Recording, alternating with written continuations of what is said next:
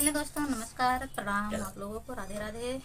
तो दोस्तों, हम एक छोटा सा बहुत प्यारा सोहर गीत लेकर आए हैं। कैसा लगेगा आप लोग कमेंट बॉक्स में ज़रूर बताइएगा। और वीडियो अच्छा लगे तो हमारे वीडियो को लाइक शेयर सब्सक्राइब जरूर कीजिएगा। और अगर चैनल पर नए हैं चैनल को आप लोग जरूर से जरूर सब्सक्राइब कीजिएगा। आधी रात उठाई मोर दरदिया तके काम जगाई तके काम बोलाई नियो राम जागी है लहुरी ना नदिया तदिना नाई बारई तदिना नाई बारई हो राम जागी है लहुरी नदिया तदिना नाई बारई तदिना नाई बारई हो। तुही मोरी नदी से नदी तू है मोरी बहिनी तू है मोरी बहिनी नियो बहिनी अपन बीरन गो राम कामरिया उठाई दारद कामरिया उठाई दारद हो बहिनी अपन बीरन गो राम कामरिया उठाई दारद कामरिया उठाई दारद हो। एतनी बचन सुनई नदी त झट उठी बोलाई तो झट उठी बोलाई हो। भौजी खोली ले त्यू बंद के वड़िया बीरन का बोलाई ले बीरन का बोलाई ले त्यू हो।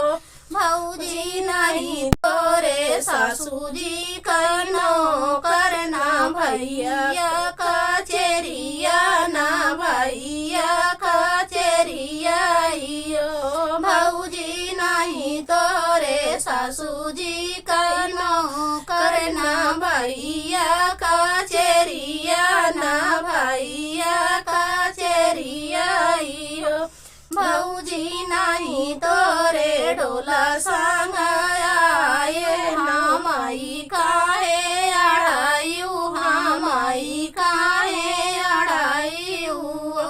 भौजी नहीं तोरे डोला संग आए हमाई काहे अड़ायू हमाई काहे अड़ायू हो। नहीं मोरी सासू जी का नौकर ना पिया जी का चेरिया ना पिया जी का चेरिया यो।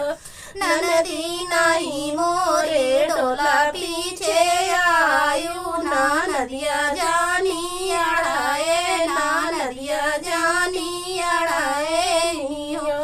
रामा हो तई भोर भीनु सरवा चिरैया लागी बोलाई चिरैया लागी बोलाई हो।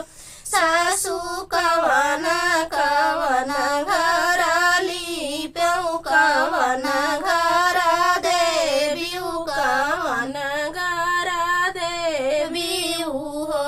सासू कवन कवन घराली पऊ कवन घरा देवी कवन घरा देवी हो। आंगने में ठाड़ी नदिया तुरंत उठी बोलाई तुरंत उठी बोलाई हो। भौजी तोहारे त होई है बिटिया भूसल घराली पाऊ भूसौले घराली पाऊ। भौजी तोहारे त होई है बिटिया भूसल घराली पाऊ भूसल घराली पाऊ। एक घड़ी बीतले दूसरा घड़ी तीसरे लाला ना जन्मे तीसरे लाला ना जन्मे हो। सखियाँ द्वारे पे बाजै सहानाई माँ